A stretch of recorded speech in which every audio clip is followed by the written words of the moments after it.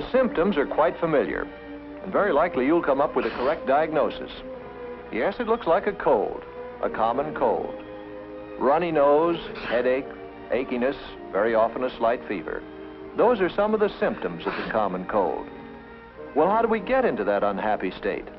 Do we have colds simply because of cold? Venous blood is forced into the lungs by the action of the pump. The dark venous blood passes through this tube.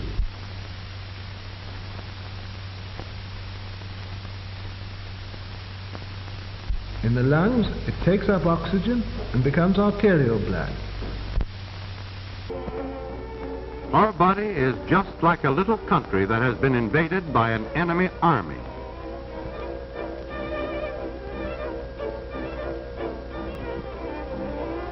But the enemy in this case is not big soldiers. This invading army is so tiny that it can be seen only through a microscope.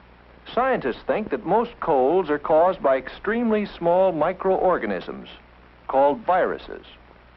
Viruses, and there are many different kinds of them, can be scattered with each particle of saliva and mucus.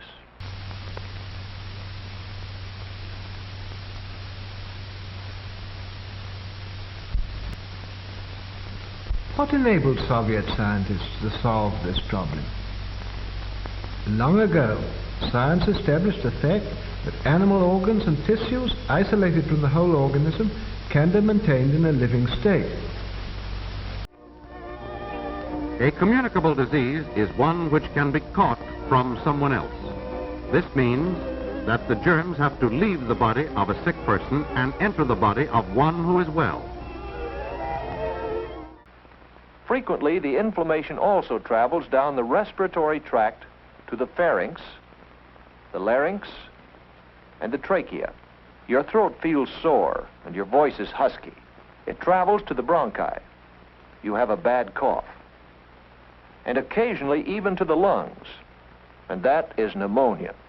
These are painful complications, and they often take a long time to clear up. Bellows distend the lungs and fill them with air.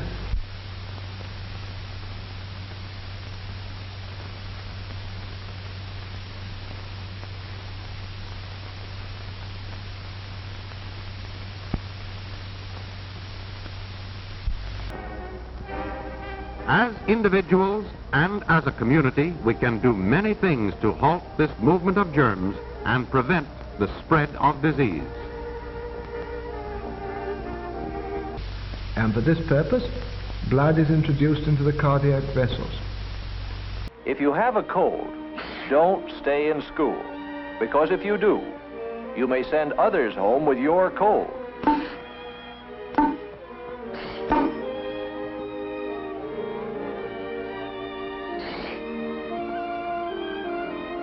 If you have a cold, stay home. Stay in bed. We can do much to prevent the spread of disease by keeping away from those who are sick.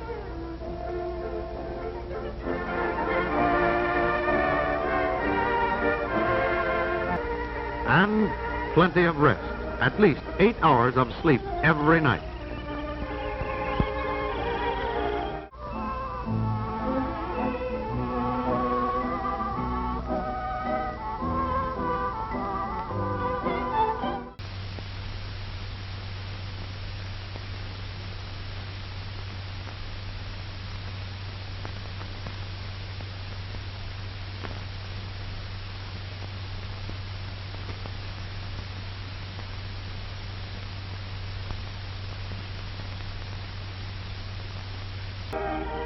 Every step we take to prevent the spread of disease means increased happiness and greater living efficiency for all of us.